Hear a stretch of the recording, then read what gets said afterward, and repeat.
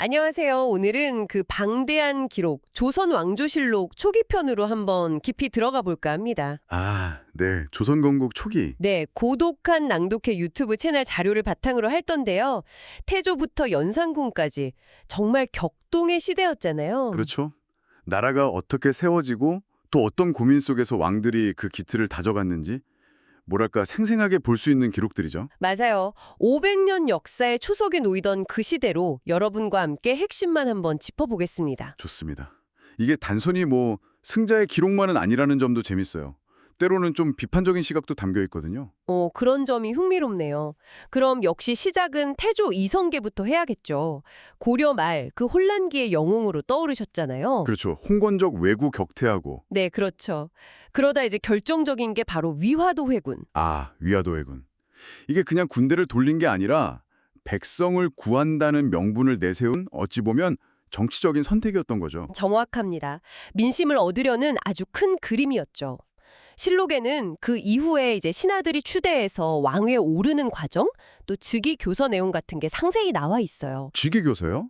어떤 내용이 주로 담겨 있었나요? 뭐 종묘사직 정비라던가 과거제 정비, 이런 새 나라의 기본적인 운영 원칙들, 일종의 청사진을 제시한 건데 여기서 그 설계자, 그게 바로 정도전이었죠. 정도전.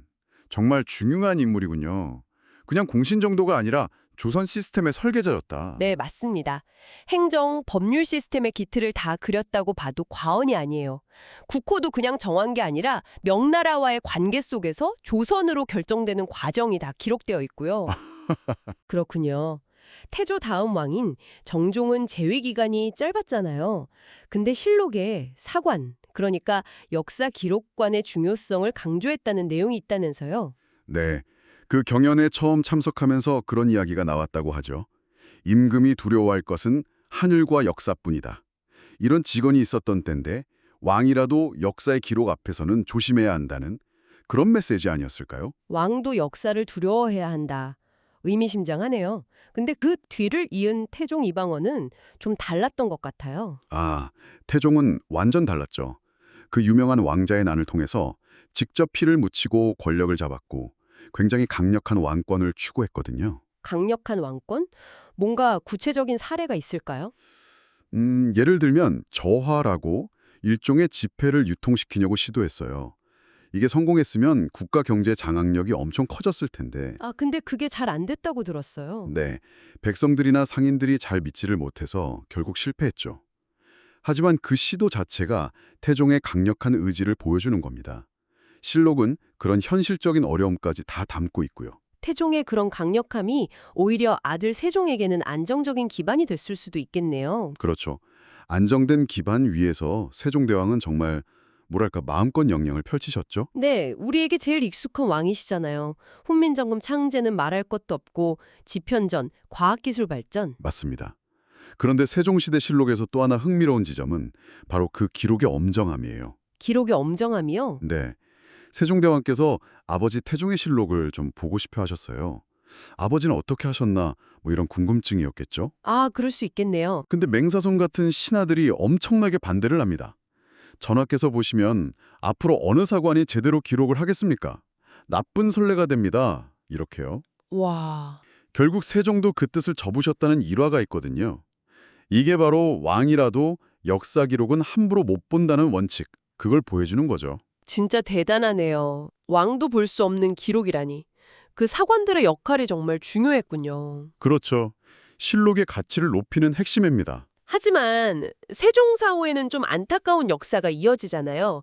문종은 일찍 돌아가시고 어린 단종이 즉위하니까. 네, 그때 이제 세종의 둘째 아들 수양대군, 훗날 세조가 되는 인물이 등장하죠. 계유정난. 김종서 같은 대신들을 제거하고 권력을 잡은 사건이죠. 맞습니다.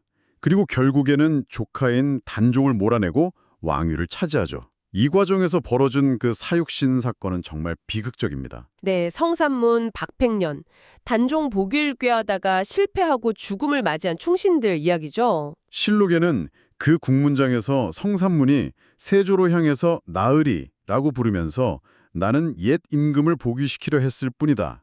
이렇게 당당하게 외치는 장면이나 변절한 친구 신숙주를 꾸짖는 모습 같은 게 아주 생생하게 기록되어 있어요. 권력 앞에서도 신념을 지키려 했던 사람들의 목소리가 담겨 있다는 점에서 중요하죠. 정말 드라마 같은 시기네요. 세조 이후에 예종은 또 금방 돌아가시고 성종대에 이르러서야 좀 안정이 되는 것 같아요.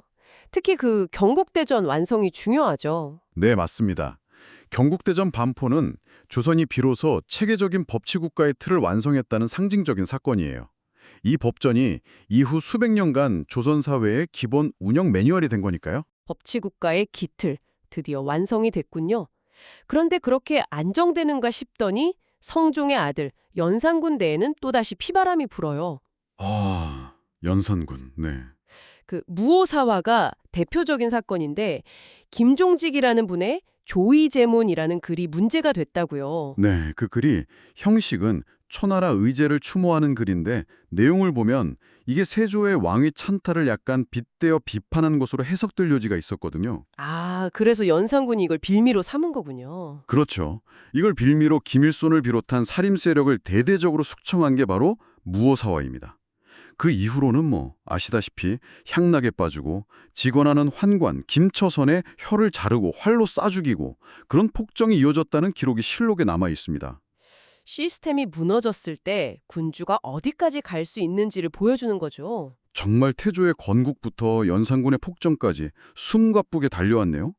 이상과 야망, 성취와 비극이 막 교차하는 조선 초기의 역사가 이 실록 안에 다 들어있군요. 그렇습니다. 그 모든 게 담겨 있죠. 이 기록들이 오늘날 우리에게 던지는 의미는 뭘까요? 복잡하네요. 저는 역시 그 기록 자체의 힘이 아닐까 싶어요. 왕조차 함부로 못 보게 하면서 역사의 엄정함을 지키려 했던 노력, 또 성공만 기록한 게 아니라 실패나 비판까지 담으려 했던 정신, 아까 말씀드린 세종의 일화가 다시 생각나네요. 네, 저도 그 부분이 인상 깊었습니다. 여러분은 이 짧은 이야기 속에서 어떤 부분이 가장 마음에 와닿으셨나요? 혹시 권력의 속성이라든지 인간의 이상과 또 그 한계라는 어쩌면 시대를 초월해서 계속 반복되는 그런 거대한 질문 같은 걸 이 기록들 속에서 발견하지는 않으셨는지요? 이 질문을 한번 곱씹어 보시는 것도 좋겠습니다.